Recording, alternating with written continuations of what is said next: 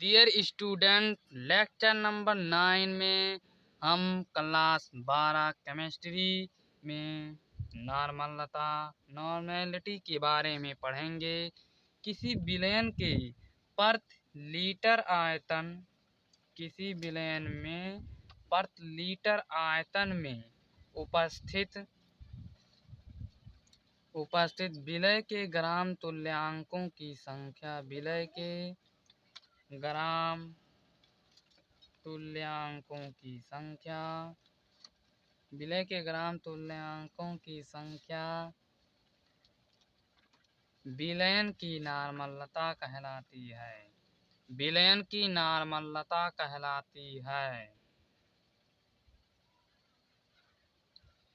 आप लोग यदि ग्राम तुल्यांकों की संख्या ना जानते हो तो इसके डिस्क्रिप्शन बॉक्स में दिया रहेगा इस वीडियो के, जाकर वहां पर आप लोग देख लीजिएगा। अब हम इसके फार्मूले को देखते हैं। सूत्र इंग्लिश में फार्मूला कहते हैं। इसे सबसे पहले n से लिखते हैं। अतः नॉर्मलता n बराबर विलय के ग्राम तुल्यांकों की संख्या बटा विलयन का आयतन लीटर में। इसका मात्रक ग्राम इक्विवेलेंट पर लीटर होता है। चलिए हम इस पे एक उदाहरण हल करके समझते हैं हम लोग अच्छी तरह से। उदाहरण दिया है, CaOH का होल ट्वाइस को जल में घोलकर 600 ml विलयन बनाया गया है, जिसमें 74 ग्राम CaOH2 का होल ट्वाइस है। विलयन की नॉर्मलता ज्ञात कीजिए। सबसे पहले हम विलयन का आयतन बराबर दिया हुआ है 600 ml। इसे हम लीटर में बदलेंगे क्योंकि नॉर्मलता का मात्रक होता है ग्राम इक्विवेलेंट लीटर, इसलिए विलयन का आयतन पहले लीटर में बदलेंगे। तो लीटर में बदलने के लिए 1000 से भाग देना पड़ता है। 0 0 कट गया, 2 तिया 2 पंचे बराबर 3/5 लीटर। आंसर। विलय के ग्राम तुल्यांकों की संख्या हम ज्ञात करेंगे। विलय के ग्राम तुल्यांकों की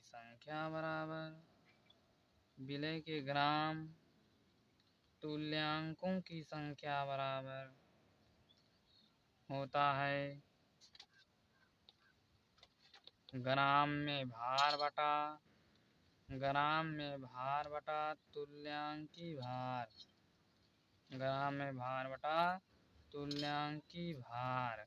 आप लोगों को तुल्यांकी भार नहीं पता, इसलिए यहाँ पर सूत्र लिख दे रहा हूँ। तुल्यांकी भार बराबर होता है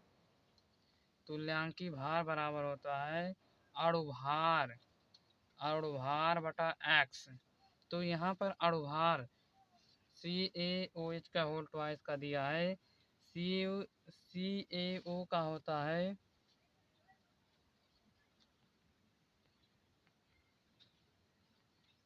यहाँ पर CaO का अणुभार होता है 40, तो 40 और ऑक्सीजन का 16 होता है। तो यहाँ पर ऑक्सीजन 2 है, इसलिए 16 दूना 32, 40 + 32 और हाइड्रोजन का 1 होता है। यहाँ पर हाइड्रोजन 2 है, तो 1 × 2 बराबर 2। तो 40 32 हो गया, 72 और 2 74। यहाँ पर OH आयनों की संख्या 2 है, इसलिए बटे 2, x का मान 2 होगा। तो 74/2 बराबर 37। तुल्यांकी भार इसका 37 आया है। अतः ग्राम तुल्यांकों की संख्या बराबर होगा ग्राम में भार दिया है 74 ग्राम और तुल्यांकी भार आया है 37। तो 37 एकम 37 गुना 74। तो ग्राम में तुल्यांकों की संख्या बराबर 2 ग्राम तुल्यांक आंसर आया है। अतः नॉर्मलता बराबर अभी बताया गया है नॉर्मलता। अतः नॉर्मलता का फार्मूला बताया गया है कि n बराबर नॉर्मलता बराबर विलय के ग्राम तुल्यांकों की संख्या, विलय के ग्राम तुल्यांकों की संख्या, विलय के ग्राम तुल्यांकों की संख्या बटा विलयन का आयतन लीटर में, विलयन का आयतन लीटर में। तो ग्राम तुल्यांकों की संख्या भी लोग हम ज्ञात करे हैं। ग्राम तुल्यांकों की संख्या 2 आया है और विलयन का आयतन जो है 3/5 लीटर है। अतः 2 गुणे 5/3, क्योंकि नीचे भाग है तो ऊपर आएगा तो गुणा हो जाएगा, इसलिए 5 दूना 10/3। इसे भाग देने पर n बराबर, इसे भाग देने पर n बराबर 3.33 ग्राम इक्विवेलेंट प्रति लीटर आंसर आया है। इस प्रकार से सवाल बोर्ड में पूछे जाते हैं। और इसी प्रकार सबसे पहले अगर जो ml में दिया है तो उसे लीटर में बदलिए और ग्राम तुल्यांकों की संख्या ज्ञात कीजिए और फिर नॉर्मलता के फार्मूले में धरकर सवाल को हल कीजिए। अब हम लोग मोलरता को कैपिटल N तथा नॉर्मलता को कैपिटल N में संबंध, relation between molarity and normality के बारे में जानेंगे। सबसे पहले हम जानते हैं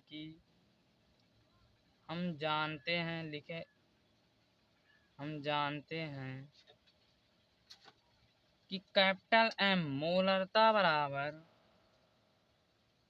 विलय के मोलों की संख्या, विलय के मोलों की संख्या बटा विलयन का आयतन लीटर में, विलयन का आयतन, विलयन का आयतन लीटर में, आयतन लीटर में।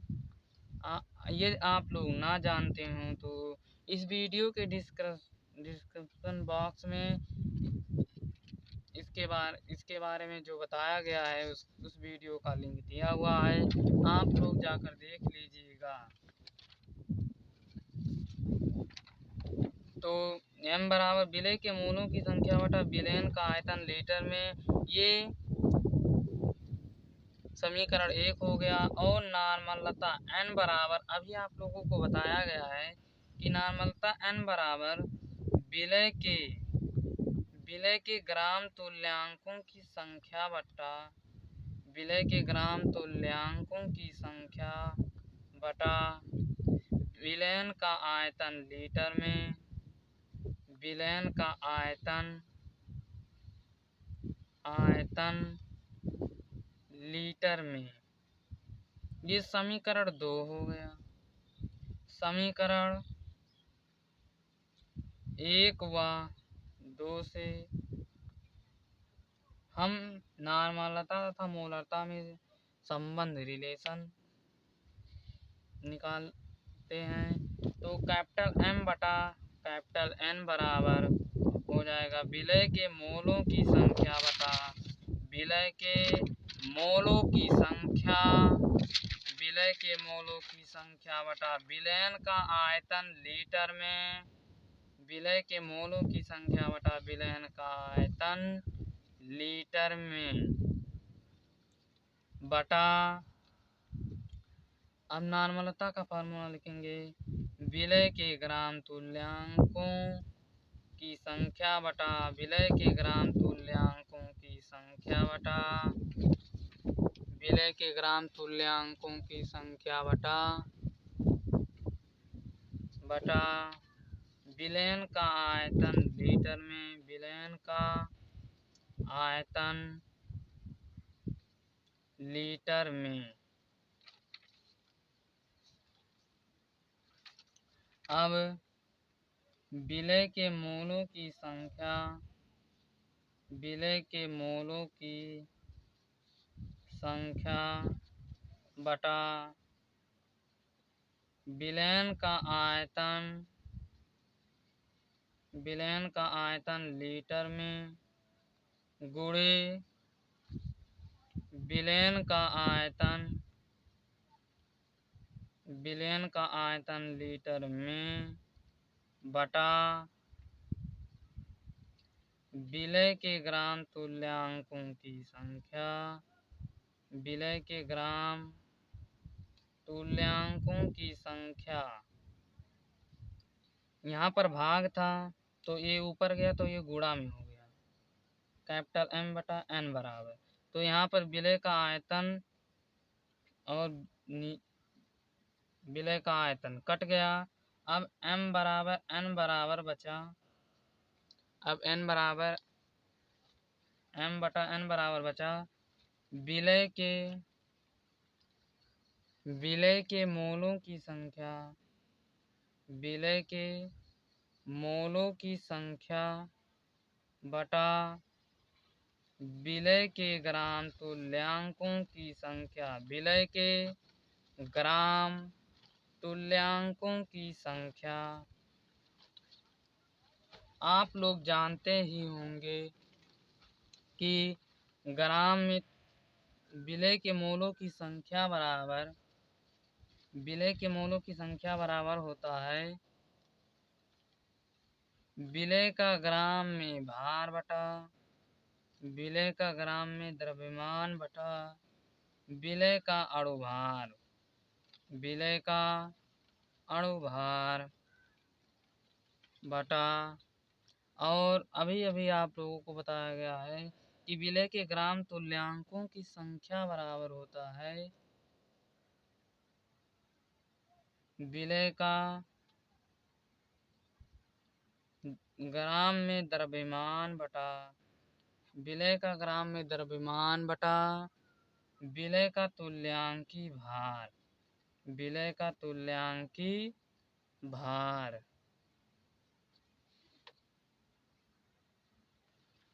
अतः अब M बटा N बराबर हो जाएगा विलय का ग्राम में द्रव्यमान बटा विलय का अणुभार। वहाँ पर भाग था, अब ऊपर आएगा तो गुणा हो जाएगा, इसलिए विलय का तुल्यांकी भार बटा विलय का ग्राम में द्रव्यमान। यहाँ पर विलय का ग्राम में द्रव्यमान और विलय का ग्राम में द्रव्यमान कट गया क्योंकि गुणे में है। अतः अब M बटा N बराबर हो जाएगा विलय का तुल्यांकी भार बटा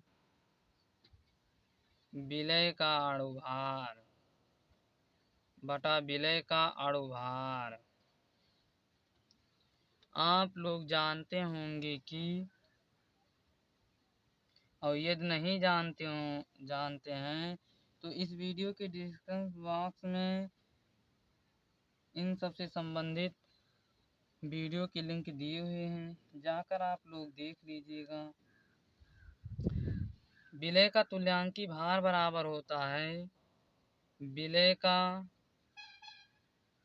अणुभार बटा विलय का अणुभार बटा x, विलय का अणुभार बटा x बटा विलय का अणुभार बटा विलय का अणुभार। अतः M बटा N बराबर हो जाएगा विलय का अणुभार बटा x गुणे 1 बटा विलय का अणुभार।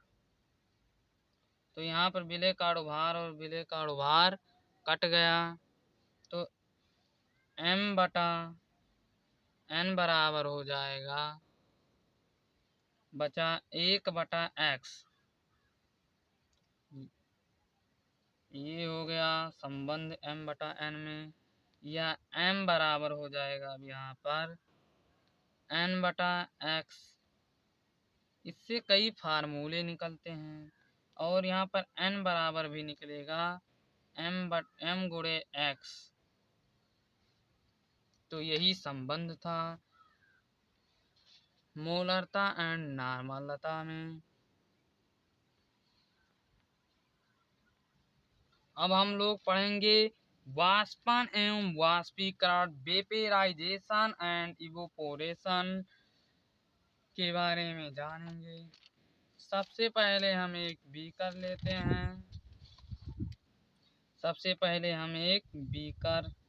हैं,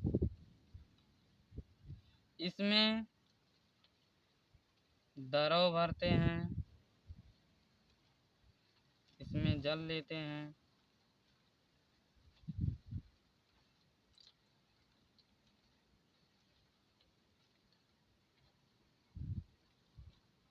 इसमें एक अणु है,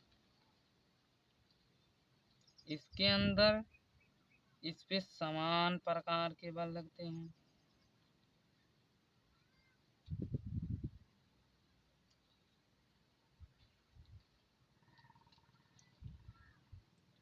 इस द्रव के भीतर स्थित इस अणु पर समान दिशाओं से आकर्षण बल लगता है, जिससे इस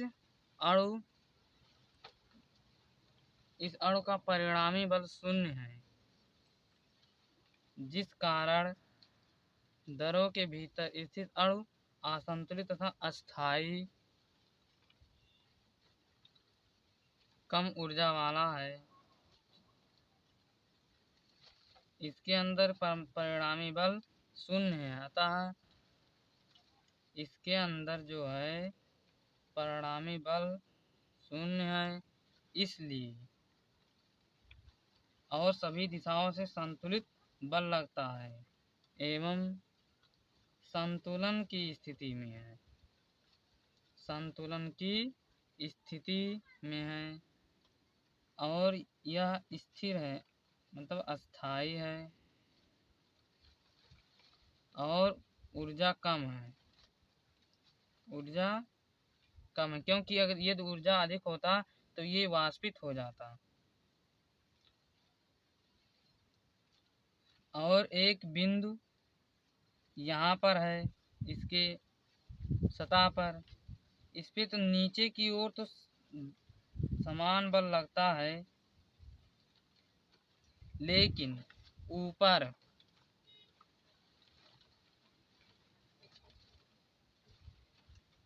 इसलिए ये ऊपर नहीं जा सकता है। इसको थोड़ा सा ऊर्जा यदि मिल जाए तो ये वाष्पीकरण हो जाएगा। जब आप लोग चाय वाय पीते हैं तो आप लोग गिलासे को हिलाकर जब अणु ये टकराते हैं तो कुछ ऊर्जा उत्पन्न करते हैं, एक दूसरे में स्थानांतरित हो जाते हैं। तो जिस अणु का ऊर्जा अधिक होता है वो ऊपर की ओर चला जाता है, और अगर ये ज़्यादा हो जाता है तो वो वाष्पित हो जाता है।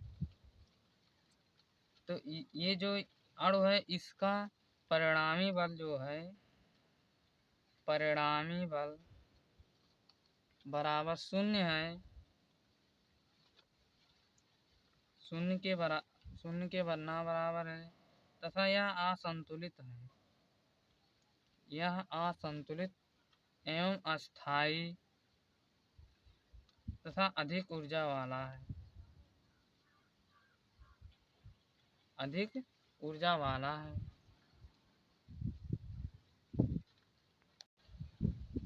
हाँ, तो हम इसी चित्र को देखकर आप लोगों को इसकी परिभाषा लिखाते हैं। तो चलिए लिख लेते हैं। चलिए लिखते हैं, किसी द्रव की सतह दरों के भीतर स्थित अणु पर किसी दरों के भीतर स्थित अणु पर अन्य अणु उस पर सभी दिशाओं में आकर्षण बल लगाते हैं, जिससे इस पर लगने वाला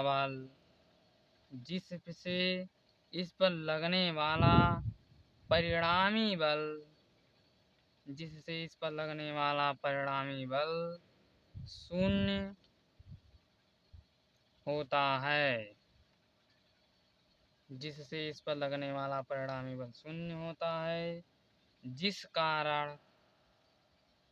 जिस कारण दरों के भीतर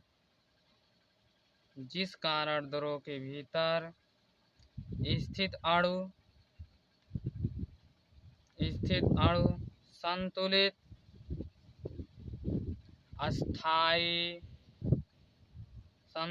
अस्थायी तथा कम ऊर्जा वाले होते हैं।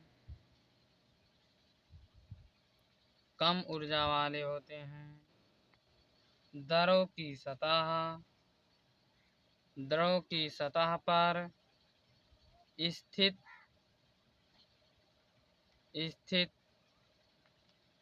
अणुओं पर नीचे की ओर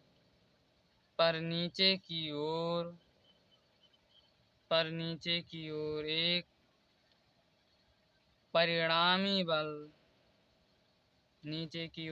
परिणामी बल कार्य करता है, जिस कारण सतह पर स्थित अणु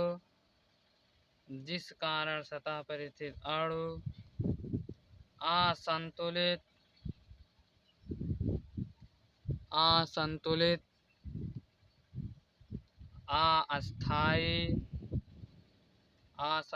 अस्थायी तथा अधिक ऊर्जा वाले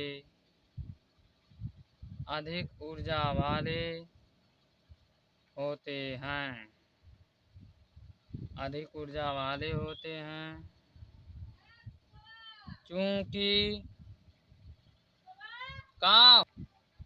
चूँकि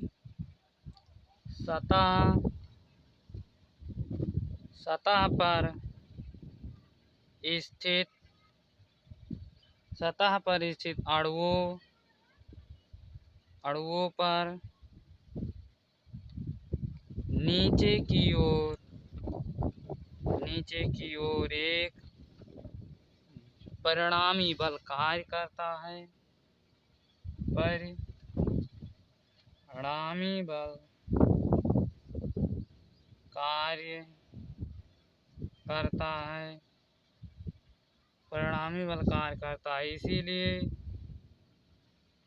इसीलिए दरों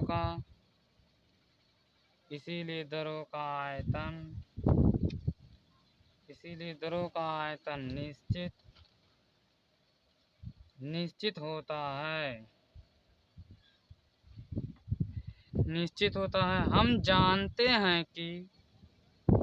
हम जानते हैं कि दरों के अणु एक दूसरे से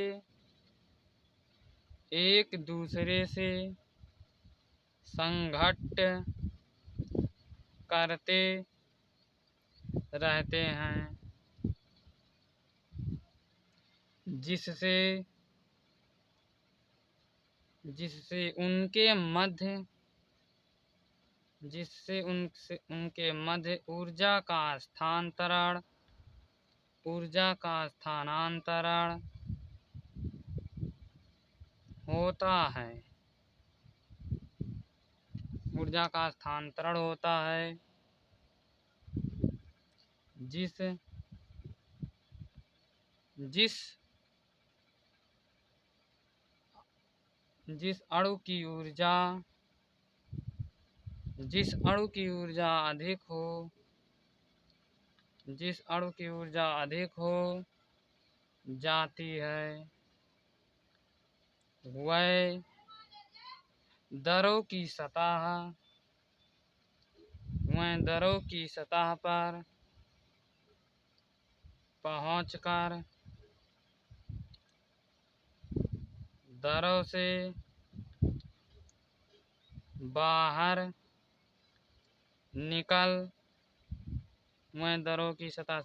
निकल जाते हैं।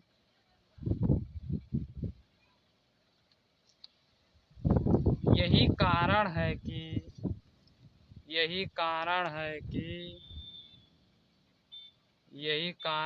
कि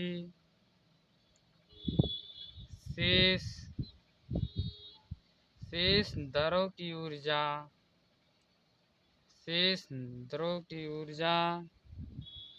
घट जाती है जिससे दरों ठंडा हो जाता है।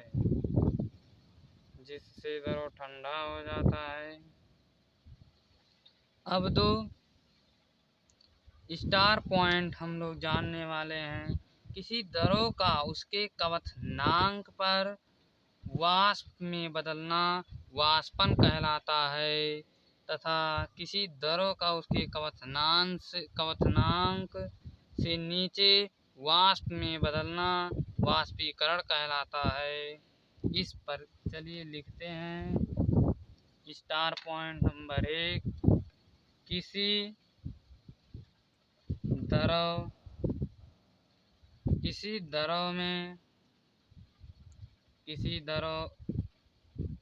दरों का उसके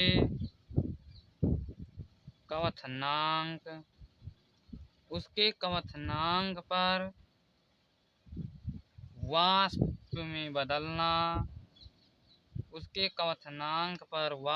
में बदलना वाष्पन कहलाता है। स्टार पॉइंट 2, किसी दरों का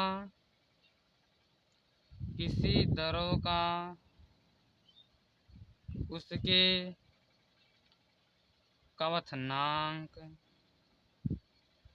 क्वथनांक से नीचे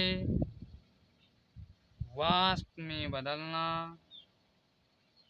वाष्पीकरण कहलाता है। इस प्रक्रिया